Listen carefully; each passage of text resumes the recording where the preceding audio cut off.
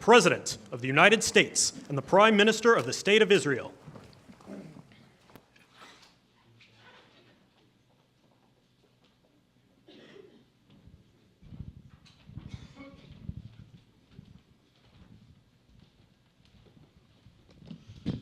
Thank you very much, everybody. So this is a big, big day, a beautiful day, potentially one of the great days ever in civilization.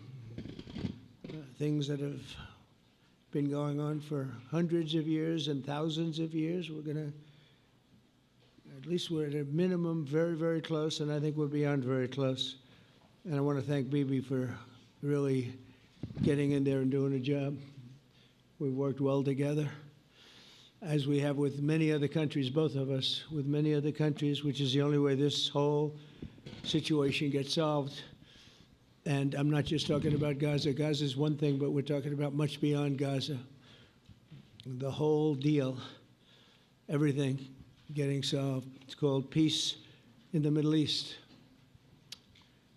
So today is a historic day for peace, and Prime Minister Netanyahu and I have just concluded an important meeting on many vital issues, including Iran, trade, the expansion of the Abraham Accords, and most importantly, we discussed how to end the war in Gaza, but it's just a part of the bigger picture, which is peace in the Middle East, and let's call it eternal peace in the Middle East.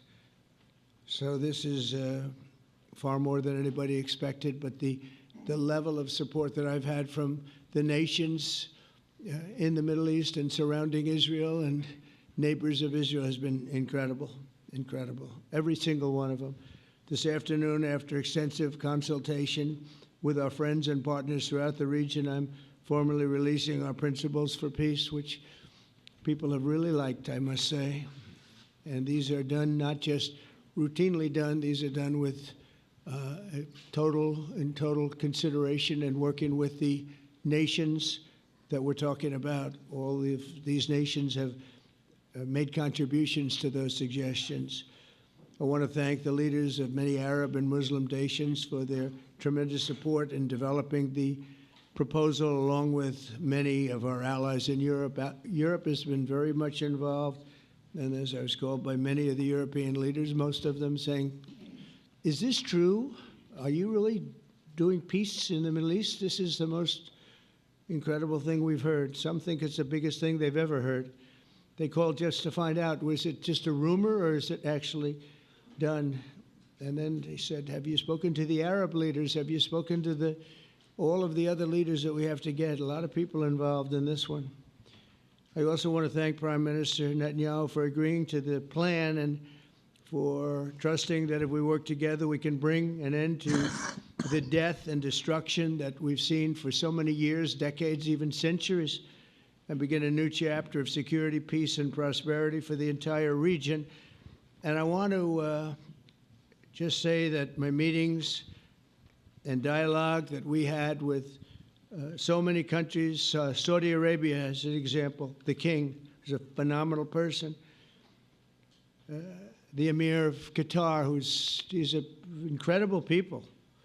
UAE, and that's MBZ and ABZ. We're totally involved. These are the people that we've been dealing with and who've been actually very much involved in this negotiation, giving us ideas, things they can live with, things they can't live with. Pretty complex. I mean, after 2,000, 3,000 years, whatever it is, I guess it's got to be a little complex, or it would have been done a long time ago. The King of Jordan was with us, as you know, in the United Nations. The President of Turkey, President Erdogan, is a friend of mine, a strong man, but a good man. President of Indonesia, somebody who's an amazing leader, Prabowo. He is an amazing leader and respected by everybody. He was in the room with us. We were together with most of these people that I'm mentioning. Others were by phone or the next day. The Prime Minister and the Field Marshal of Pakistan, they were with us right from the beginning, incredible. In fact, they just put out a statement that they fully believe in this pact. It just came out just as I was walking around. They said, sir, you have a big notice from the Prime Minister of Pakistan and from the Field Marshal that they back this 100%. President El-Sisi of Egypt, who's terrific.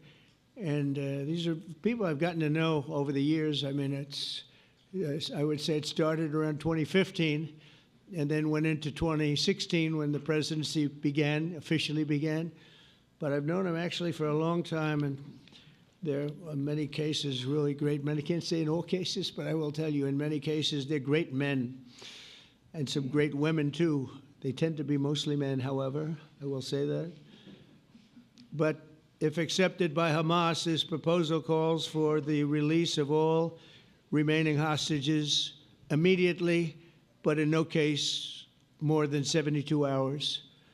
So the hostages are coming back, and I hate even saying this from the standpoint, doesn't sound right, but it is so important to the parents. The bodies of the young men, I believe in almost all cases, the young men are coming back immediately. I met with parents. The parents felt as strongly about getting the body of their dead boy back as they did as though the boy were alive and well. It's so important to them. And it means the immediate end to the war itself, not just Gaza. It's the war itself. Under the plan, Arab and Muslim countries have committed, and in writing in many cases, but I actually would take their word for it. The people I mentioned, I'd take their word for it, to demilitarize Gaza, and that's quickly. Decommission the military capabilities of Hamas and all other terror organizations. Do that immediately. And we're relying on the countries that I named and others to deal with Hamas. And I'm hearing that Hamas wants to get this done too, and that's a good thing. And destroy all terror infrastructure, including the tunnels, weapons, production facilities. They have a lot of production facilities that we're destroying. They'll also help train local police forces in the areas that we're discussing right now, in particular in and around Gaza, working with the new transitional authority in Gaza. All parties will agree on a timeline for Israeli forces to withdraw in phases. They'll be withdrawing in phases. No more shooting, hopefully. As progress is made toward achieving these goals, Arab and Muslim nations need to be allowed the chance to fulfill these commitments of dealing with Hamas. They have to deal with them because they were the one group that we have not dealt with. I haven't dealt with them. But the Arab countries are going to, and Muslim countries are going to be dealing with Hamas, and I believe they've already been there. I think they probably have an understanding, and they haven't maybe mentioned that, but I would imagine they do, otherwise they wouldn't have gone as far as they've gone. If they're unable to do so, then Israel would have the absolute right and actually our full backing, the U.S. full backing. Marco's here, and a lot of our leaders are here, our great Vice President, Susie Wiles, Steve Witkoff, Jared Kushner. They've been so involved in this process. I don't think anybody else could have done it or even come close, but it's we're right there. We're right there. First time in thousands of years, I think you can probably say, if you really look into it, if you study back, if you're a scholar, you would say thousands of years. Israel would have my full backing to finish the job of destroying the threat of Hamas. But I hope that we're going to have a deal for peace. And if Hamas rejects the deal, which is always possible, they're the only one left. Everyone else has accepted it. But I have a feeling that we're going to have a positive answer. But if not, as you know, Bibi, you'd have our full backing to do what you would have to do. Everyone understands that the ultimate result must be the elimination of any danger posed in the region, and the danger is caused by Hamas. The tyranny of terror has to end, and this is, again, something that we're looking for. This is eternity. This is for forever. To ensure the success of this effort, my plan calls for the creation of a new international oversight body, the Board of Peace, we call it, the Board of Peace, sort of a beautiful name, the Board of Peace, which will be headed, not at my request, believe me, I'm very busy, but we have to make sure this works. The leaders of the Arab world and Israel and everybody involved asked me to do this, so it would be headed by a gentleman known as President Donald J. Trump of the United States. That's what I want, is some extra work to do, but it's so important that I'm willing to do it, and we'll do it right, and we're going to put leaders from other countries on, and leaders that are very distinguished leaders, and we'll have a board, and one of the people that wants to be on the board is the UK former Prime Minister, Tony Blair, good man, very good man, and some others, and they'll be named over the next few days, and it'll be quite the board. Working, everybody wants to be on it now. I don't know if that had anything to do. They named me and everybody else wanted to be on it. I guess they figure, well, he's a soft touch. He'll be easy to deal with. Working with the World Bank and others, it will be responsible for recruiting and training a new government that will be made up of Palestinians along with highly qualified experts from all around the world. Hamas and other terrorist factions will play no role in the board, but they'll play no role in the governance of Gaza at all, directly or indirectly. As you know, thousands of Hamas leaders have been killed and soldiers have been killed. And we can never forget October 7th, but thousands have paid the price for that. And now it's time to get our hostages back and get back to trying to build something that's really great and very important. In our meeting today, Prime Minister Netanyahu was very clear about his opposition to a Palestinian state. And he continuously mentions October 7th, and I understand that. Most people do. And I understand and respect his position on many things, but what he's doing today is so good for Israel. I noticed that they have large crowds gathering in Israel all the time, and they have my name up. They like me for whatever reason, maybe I don't know, but they do like me. But they say two things: please get the hostages back, and please end the war. They've had it. It's had it. So I think it's a very popular thing you do, because he's a warrior. He doesn't know about getting back to a normal way of life, but he is a warrior, and Israel's lucky to have him. But now the people want to get back to peace. They want to get back to normalization in a true sense. Several countries have foolishly recognized the Palestinian state. As you know, some of our European friends, allies, good people, but they're really, I think, doing that because they're very tired of what's going on for so many decades. They've been presidents and prime ministers for years, and during this time, having to do with the Middle East, all they're doing is talking about the same thing over and over. They want to see it get back. And nobody wants that more than me, or I believe Bibi too. But the people of Israel want it. They really want it. They want the hostages back. That includes the probably 32 bodies that we're talking about, 20 people that are living, 32 or so people that are dead, and they want to have peace. So let us not forget how we got here. Hamas was elected by the Palestinian people. Israel withdrew from Gaza thinking they would live in peace. Remember that a long time ago? They withdrew. They said, you take it. This is our contribution to peace. But that didn't work out. That didn't work out. It was the opposite of peace. They pulled away. They let them have it. And I never forgot that, because I said, that doesn't sound like a good deal to me. As a real estate person, I mean, they gave up the ocean, right? Ron, they gave up the ocean. They said, who would do this deal? And it still didn't work out. They were very generous, actually. And they gave up the most magnificent piece of land in many ways in the Middle East, and they said, all we want to do now is have peace, and that request was not honored. Instead of building a better life for the Palestinians, Hamas diverted resources to build over 400 miles of tunnels and terror infrastructure, rocket production facilities, and hid their military command posts and launch sites in hospitals, schools, and mosques. So if you went after them, you'd be after them, and you wouldn't even realize you ended up knocking out a hospital or school or a mosque.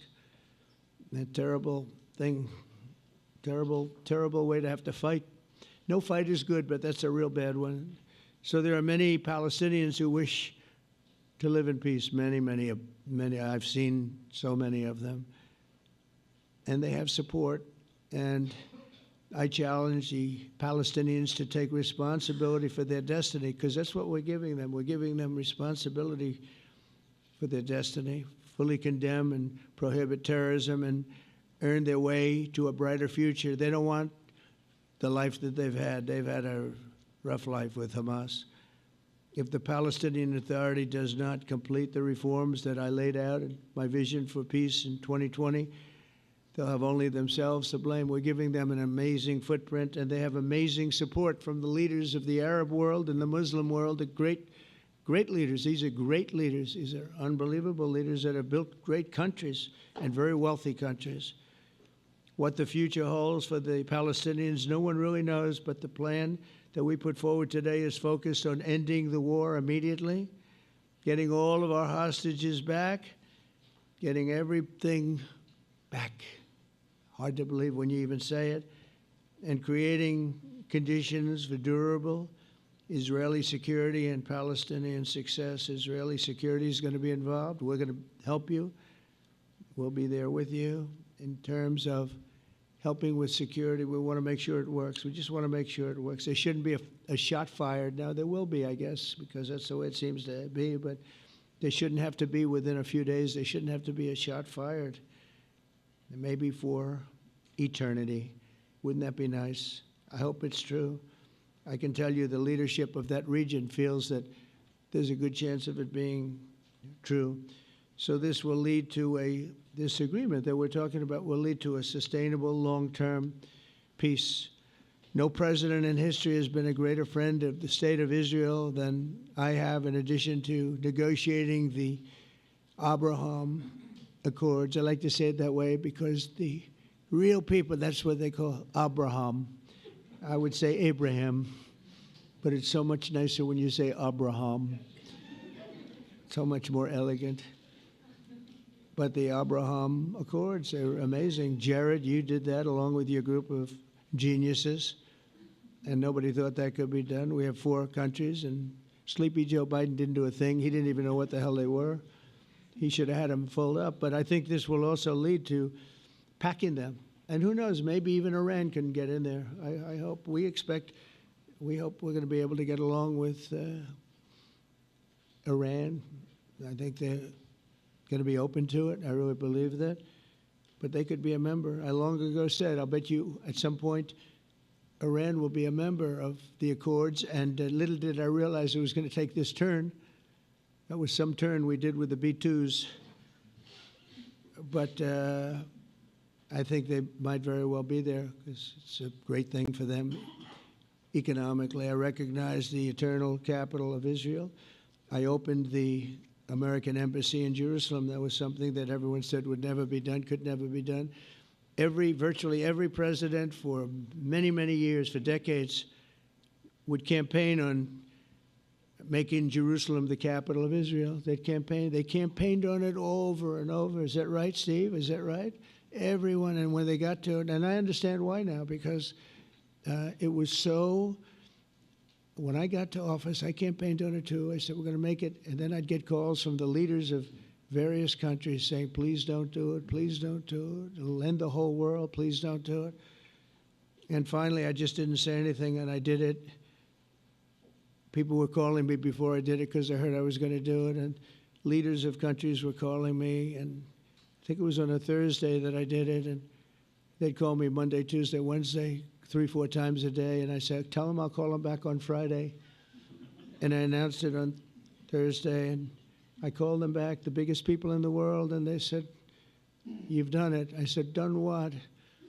"You've made the capital of Israel, Jerusalem, and we wanted to talk yet." I wish you called me a little sooner. Maybe I could have done something about it. So that was a lot easier than getting into an argument, because I knew what they were calling about. And you know what? It turned out to be amazing. Everybody thought it was going to lead to the end of the world, right? The end of the world, Ron, that's what they said. It didn't lead to anything. It just led to something that I promised, and something that was very, very popular for Jewish people and a lot of other people too. I recognize Israeli sovereignty over the Golan Heights, and I cut taxpayer funding to the corrupt United Nations Relief and Works Agency. And United Nations was interesting because, as you know, a few days ago they introduced me. Ladies and gentlemen, the President of the United States. I'm looking at my teleprompter, and the thing was dead, stone cold, dead. The thing's up here. I have a long, beautiful speech to make. I'm back 30 feet back, and I'm saying, they're introducing me. There's nothing on my teleprompter. So, but I made a speech. I actually got good marks. You think Biden could have done that? I don't think so. I don't think he could have done that. I don't think too many people could have done it. But actually, it was actually more of a speech from my heart, if you want to know the truth. I think it was maybe better in certain ways because it was from the heart. It has to be from the heart. Otherwise, you're in big trouble. But I cut taxpayer funding for that very corrupt United Nations Relief and Works Agency, and nobody thought that would be done, and withdrew from the horrible Iran nuclear deal that was imposed upon Israel by Barack Hussein Obama and Biden. And I don't think Biden knew anything about it, though. I don't think he knows anything about it now, actually, if you ask him. He'd say, "What is that?" And we obliterated Iran's nuclear enrichment capacity, making it impossible for them to have a nuclear weapon, which they would have had probably in about 2 months from that.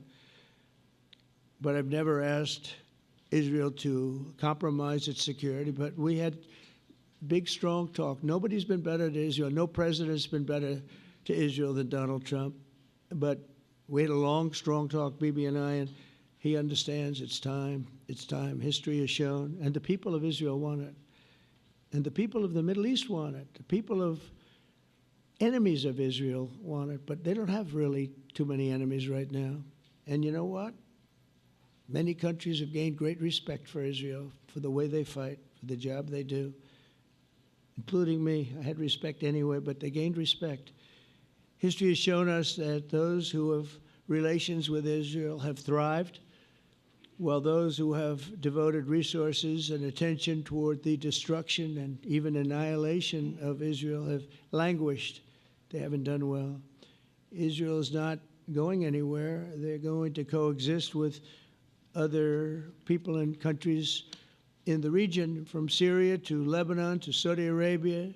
The promise of a new Middle East is so clearly within our reach. This is the closest we've ever come to real peace, not fake peace, not political fool's peace.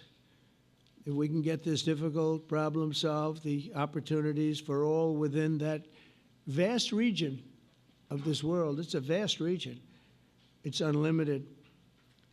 The Abraham Accords show that all countries are better off when they communicate and work together and embrace new opportunities. I hope Jared and Steve and Susie and Marco and JD, we have great people.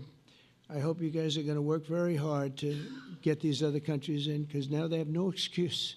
There's no longer an excuse. They were somewhere hesitant. And I tell you, the 4 countries that went in, I give them tremendous credit, and it's worked out incredibly well for them. In the same spirit, I'm pleased to report that earlier today we took another important step toward greater understanding in the region. A short time ago, we had a historic phone call in the Oval Office with Prime Minister Tani, who's really a great person. So we had a great talk, and I was on the phone, and Bibi was talking. Prime Minister Al Thani was of Qatar, was they really had a heart-to-heart conversation. It was a great conversation, I thought. It was productive. It was everything that you need to have something turn out to be successful. And I want to thank Bibi, and I want to thank the Prime Minister. It was fantastic. We agreed to launch a formal trilateral mechanism between Israel, Qatar, and the United States to begin a dialogue to enhance mutual security, correct misperceptions, and avoid future misgivings. And I want to thank Qatar, its leadership, and the Emir. He's a fantastic person. I think, you know, I'm going to be his public relations man because I know him differently than a lot of people know him. But he wants peace. He wants to see peace. And his people, and they really acknowledge the critical role that they've played as mediator. And again, we're not quite finished. We have to get Hamas, but I think they're going to be able to do that. So now it's time for Hamas to accept the terms of the plan that we've put forward today. And again, this is a different Hamas than we were dealing with because I guess over 20,000 have been killed. Their leadership has been killed 3 times over. So you're really dealing with different people than we've been dealing with over the last 4 years, 5 years. Everyone has done their part and come to the table in good faith. Our Arab and Muslim partners are fully prepared to step up and fulfill their commitments for the benefit of the people of Gaza and the entire region. They're willing to step up and do a lot. They really are. There are a lot of good people involved. Everyone who wants to see, everybody who wants to see an end to the violence and destruction should be united in calling for Hamas to accept the extremely fair proposal so that we can end the war and get us back our hostages right now and have everlasting peace. And I look forward to having relationships with everyone. As the chairman of the board, I'll be involved, and we'll have meetings with some very smart people that'll be working over there to make sure that we haven't just been wasting time with an agreement that doesn't get done. The task of building peace will not be easy. There are some of the hardest problems in the world to solve, and that's why it's been going on for so many centuries. But too many lives are at stake not to try, and this is more than a try. I mean, I think this is something that gets done when you have virtually every country, and these are powerful, powerful countries that have a lot of money, and the money can make things happen. A lot of countries try, and they don't have any money. These are very rich countries that can make things happen. So together we'll forge a much safer and more hopeful future for everybody, including Israel. And I want to thank Prime Minister Netanyahu for his partnership. And I want to thank all of the leaders, the kings and the emirs and the presidents and prime ministers, people I mentioned. And they've been absolutely fantastic to work with. And it's just happened very quickly. It's happened from a couple of weeks before I had a meeting, a couple of meetings, but a couple of weeks before we went to the United Nations. And we had some incredible meetings. It all came to place. It all took place, and everybody wanted to be a part of it. I don't have anybody that's saying we don't want anything to do with it. It's just the opposite. And I'll tell you, a couple of years ago, a year ago, I don't think we would have had this kind of participation, Mr. VP, right? I don't think we would have had. It's been amazing. The participation was 100%. Everybody wants to be a part of it. And everybody, those very strong countries, everybody wants it to work. So, Bibi, congratulations on this. I think this will be your crowning achievement, frankly. If this all works out, we think it will. It's going to be your crowning achievement, and I want to thank you very much for being here. Thank you. Please. Thank you. Thank you. Mr. President, first I want to thank you for graciously hosting me once again in the White House. And second, I want to thank you for your friendship and for your leadership. From Jerusalem to Tehran, from the Golan Heights to Gaza, you've proven time and again what I've said many times. You are the greatest friend that Israel has ever had in the White House. And Mr. President, you and I both know it's not even close. While you focus at home on making America great again, your leadership abroad is changing the world for the better, ending wars, and advancing peace.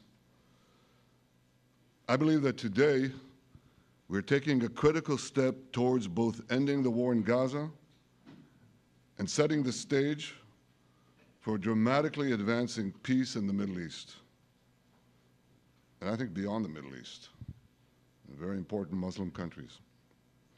I support your plan to end the war in Gaza, which achieves our war aims. It will bring back to Israel all our hostages, dismantle Hamas's military capabilities, end its political rule, and ensure that Gaza never again poses a threat to Israel. We would not have achieved this turning point without the courage and sacrifice of our incredibly brave soldiers. They fight like lions to defend the people of Israel, and they serve on the front line in the war between civilization and barbarism. Mr. President, when our two countries stand shoulder to shoulder, we achieve the impossible. Just a few months ago, in Operation Rising Lion and Operation Midnight Hammer, we struck a decisive blow against Iran's nuclear and ballistic missile program. Your bold decision to send those B-2s made the region safer and the world safer. Now, under your leadership, we're taking the next step to win the war and expand the peace. Your plan is consistent with the 5 principles my government set for the end of the war and the day after Hamas. Everybody asks, what is your plan for the day after Hamas? Here's our plan. Passed it in the cabinet. All our hostages, both those who are alive and those who died, all of them will return home immediately. Hamas will be disarmed. Gaza will be demilitarized. Israel will retain security responsibility, including a security perimeter for the foreseeable future. And lastly, Gaza will have a peaceful civilian administration that is run neither by Hamas nor by the Palestinian Authority. If Hamas agrees to your plan, Mr. President, the first step will be a modest withdrawal, followed by the release of all our hostages within 72 hours. The next step will be the establishment of an international body charged with fully disarming Hamas and demilitarizing Gaza. I appreciate your willingness to lead the body, Mr. President. I really appreciate it because you have a lot of things to do, and this is important. And it reflects the confidence that this will give everyone, that things will be followed up on all the commitments made. The fact that you're taking this on, I think, helps a lot to make sure that everything flows in the direction that we want. Now, if this international body succeeds, we will have permanently ended the war. Israel will conduct further withdrawals linked to the extent of disarmament and demilitarization, but will remain in the security perimeter for the foreseeable future. I think we should understand that we're giving everybody a chance to have this done peacefully, something that will achieve all our war objectives without any further bloodshed. But if Hamas rejects your plan, Mr. President, or if they supposedly accept it and then basically do everything to counter it, then Israel will finish the job by itself.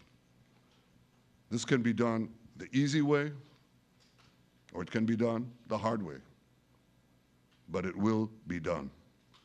We prefer the easy way, but it has to be done. All these goals must be achieved because we didn't fight this horrible fight, sacrifice the finest of our young men to have Hamas stay in Gaza and threaten us again and again and again with these horrific massacres. Mr. President, I was encouraged by your clear statement at the UN against the recognition of a Palestinian state. That would be an outcome that, after October 7th, would reward terrorism, undermine security, and endanger Israel's very existence. As for the Palestinian Authority, I appreciate your firm position that the PA could have no role whatsoever in Gaza without undergoing a radical and genuine transformation. In your 2020 peace plan, which you mentioned just now, you made clear what that transformation requires. It's not lip service. It's not checking a box. It's a fundamental, genuine, and enduring transformation. And that means ending pay to slay, changing the poisonous textbooks that teach hatred to Jews, to Palestinian children, stopping incitement in the media, ending lawfare against Israel at the ICC, the ICJ, recognizing the Jewish state, and many, many other reforms. It won't come as a surprise to you that the vast majority of Israelis have no faith that the PA Leopard will change its spots. But rather than wait for this miraculous transformation, your plan provides a practical and realistic path forward for Gaza in the coming years, in which Gaza will be administered neither by Hamas nor the Palestinian Authority, but by those committed to a genuine peace with Israel. I think this can be not only a new beginning for Gaza, I think it can be a new beginning for the entire region.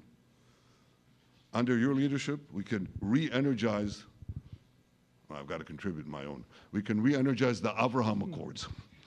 That's what it's called in the original Hebrew, Abraham. Abraham is fine, Abraham, however you want to call it. Under your leadership, Mr. President, we can re-energize the Abraham Accords that we forged 5 years ago. We can expand them to many more Arab and Muslim nations that choose moderation over extremism. I think there's an opportunity here. It's not going to be easy, it's tough going, but I think if we succeed, you're absolutely right. We're going to open possibilities that nobody even dreamed of. But I think we dream of them. As you've told me, Mr. President, and you've told the world many, many times, you said, remember October 7th. Remember October 7th. And we do. We will never forget the horrors of October 7th, and we will do whatever is necessary to make sure they don't happen again. Since October 7th, Israel's enemies have learned a hard truth. Those who attack us pay a heavy price, but those who partner with us advance progress and security for their peoples. President Trump just said it. It's also in the Bible. It says, those who will bless you will be blessed, and those who will curse you will be cursed. And that's actually what is happening. We want the blessings. I think we've done a lot in the past 2 years to end the curse. We're not finished, but we've done a lot. And we've done a lot together to end the curse. I want to thank your entire team for their efforts to get to this point. I especially want to thank Steve Witkoff and Jared Kushner for their indefatigable work to bring Israel and Arab states in the region closer together. I am deeply grateful to both of them for their work. We had a phone call today just to make it clear. I said to the Prime Minister of Qatar, Israel was targeting terrorists, wasn't targeting Qatar. And of course, we regretted the loss of the Qatari citizen, wasn't our target. And I very much appreciate President Trump's proposal to have a trilateral body, the United States, Israel, and Qatar, to work out respective grievances. There are quite a few. But if we could try to mitigate them or put it on a different footing, I think that'll be good for everyone. Above all the people, the fine team, and many helpers who've done this, I want to thank you, Mr. President. History has already shown that under your leadership, Israel and America can change the face of the Middle East. And today I'm hopeful that your plan to end the war in Gaza will do so again and do so soon. It will free our hostages end Hamas's tyranny in Gaza, and enable a more secure and prosperous future for the peoples of our region. Thank you, Mr. President. May God bless America. May God bless Israel. May God bless the indispensable alliance between our countries. And may I add in Hebrew, G'mal Chatima Tova, may we all be inscribed in the book of life. Thank you. Thank you very much, Bibi. So I think while we wait for these documents to be signed and get everybody in line, I think it maybe is not really appropriate to take questions. I'm meeting with, as you know, a couple of Democrats in a little while about the country, about keeping our country open. They're going to have to do some things because their ideas are not very good ones. They're very bad for our country. So we'll see how that works out. But this is something that was really historic today. This was something that was amazing. I think, Bibi, I mean, depending on you, I think while we're waiting for signatures and waiting for approvals from a lot of different countries that are involved in this, we probably shouldn't take questions? Or would you like to take a question or two from perhaps a friendly Israeli reporter, if there's such a thing? That's a very, very tough proposition. But I would think, Mr. President, that I would go by your instinct that this is, we'll have enough time for questions. Let's settle the issue first, I think. No. Thank you very much, everybody. Thank you.